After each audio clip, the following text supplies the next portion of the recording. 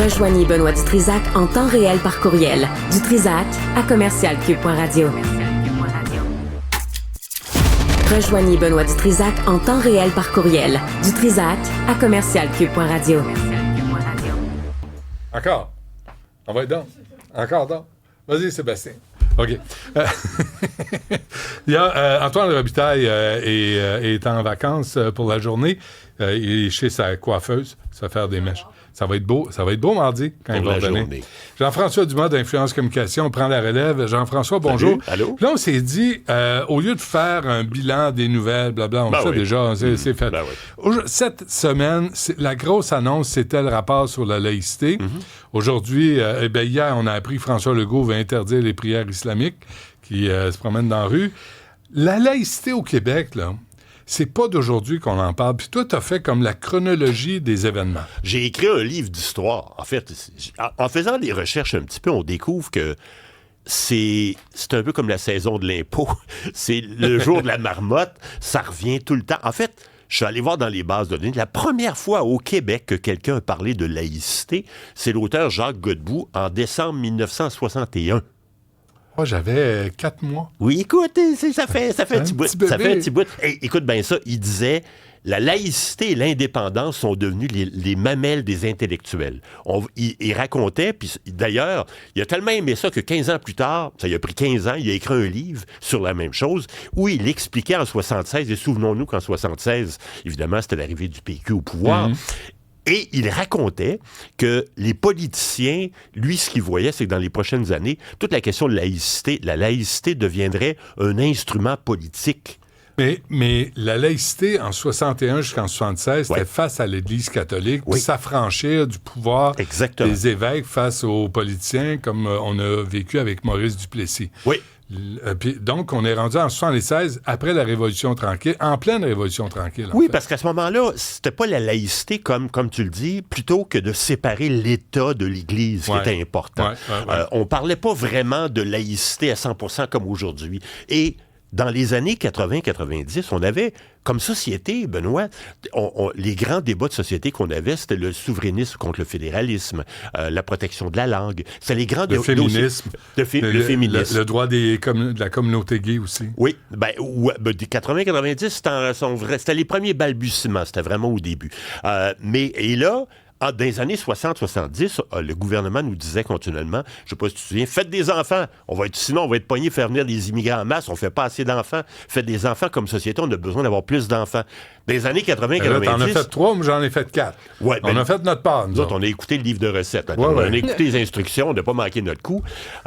Mais... Dans les années 80-90, le gouvernement, il a dit, on vous l'avait dit, fait que là, on n'a pas le choix, il faut faire venir des immigrants. Et là, c'est là qu'il était question d'accommodement raisonnable. Les premiers cas d'accommodement raisonnable qu'on entend parler, ça a émergé durant cette période-là, mais c'est encore au tout début. Et là, on arrive en 2007. Et vraiment, c'est le point de départ majeur de tout ça, avec un mot que tout le monde va reconnaître, tout le monde va penser au bye-bye, c'est Hérouville. C'est en 2007 qu'on a découvert le fameux code de vie de Hérouville, et je cite une des phrases qui était très éloquente, qui a été reprise par tout le monde. Dans le code de vie de Hérouville, il disait « Nous considérons comme hors norme toute action ou tout geste s'inscrivant à l'encontre de se prononcer tel que le fait de tuer des femmes par lapidation sur la place publique ou en les faisant brûler vives, les brûler avec de l'acide et les exciser. » Ça, c'est à Hérouville, on interdisait de faire ces choses-là. Évidemment, tout le monde a réagi. Avec humour ou avec sarcasme, peu importe, ça a fait le bye-bye, tout le monde en a parlé. Mais de là... C'est devenu un phénomène, un débat de société tellement important, Benoît, que de là a émergé la commission Bouchard-Taylor. La fameuse commission Bouchard-Taylor qui, 1 an plus tard, déposait son rapport, qui recommandait, et là on arrive dans le nerf de la guerre, une laïcité ouverte, une neutralité de l'État, mais une tolérance envers les signes religieux. Fait que là, on est en 2008. Mais, évidemment, je te résume ça, mais à ça est associé des dizaines et des dizaines de débats sur la place publique, dans les médias.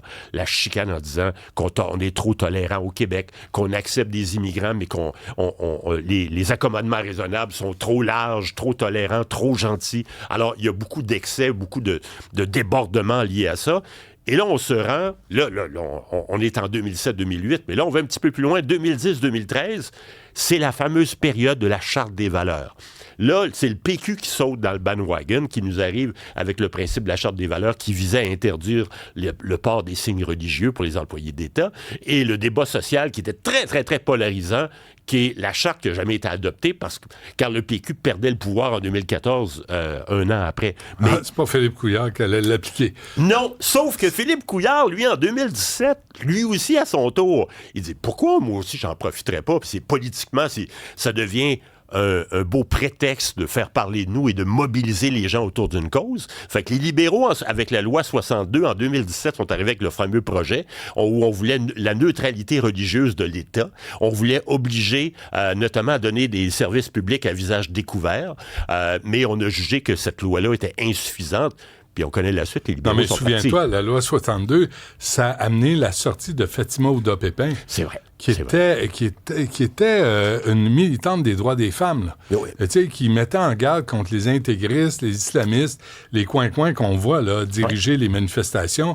Fatima Ouda-Pépin, on l'a oublié, mais elle a été vraiment, vraiment importante dans le débat de société, à tel point que le Parti libéral l'a expulsée. Oui. C'est l'œuvre de Philippe Couillard.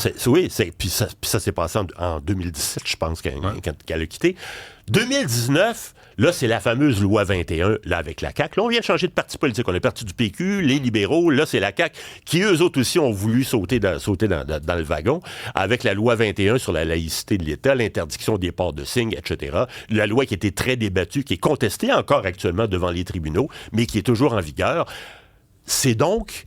Cette histoire-là remonte depuis très, très, très longtemps. Oui, elle a des fondements dans notre société. Oui, elle répond à des besoins dans notre société. Mais quand on regarde tout ça, on réalise qu'il y a eu beaucoup d'utilisation politique.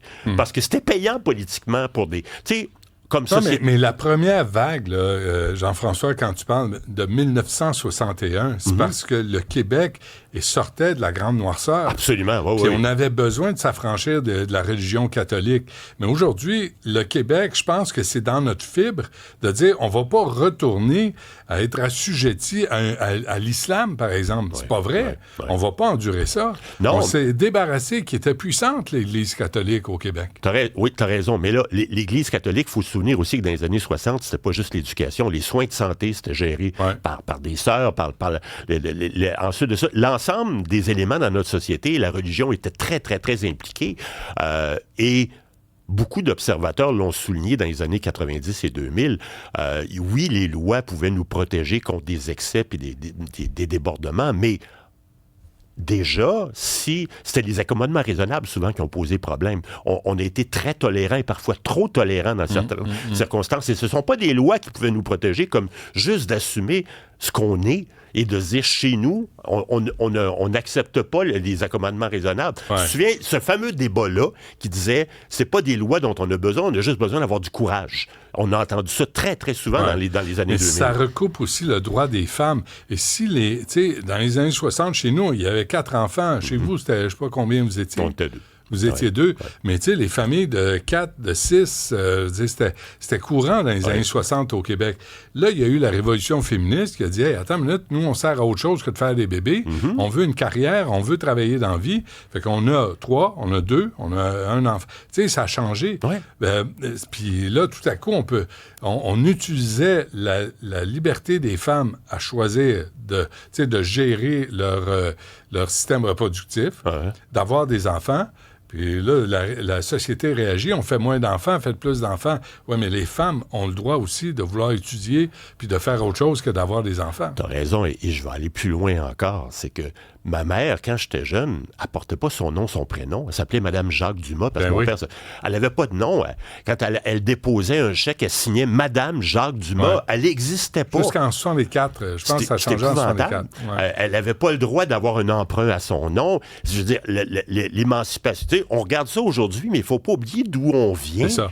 Oui, il y a l'aspect religieux, mais la place des femmes, je veux dire, c'est pas juste lié à l'aspect religieux, il y a l'aspect social et culturel. On acceptait ça, on tolérait ça, et Et on se séparait pas dans ce temps-là, on se divorçait pas. C'est que t'étais pogné à vivre avec ton homme. Que tu l'aimes ou pas. C'est que tu l'aimes ou pas, mais surtout... Qu'il sente bon ou pas. Et surtout de porter son nom et prénom le reste de ta vie. C'est épouvantable.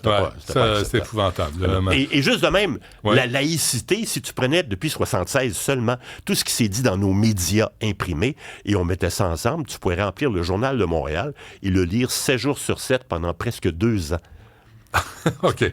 Ça en est publié un petit peu. OK. C'est un débat de société qui revient. Monsieur. Vraiment intéressant. Jean-François Dumas d'Influence Communication, un gros merci. Salut, bye.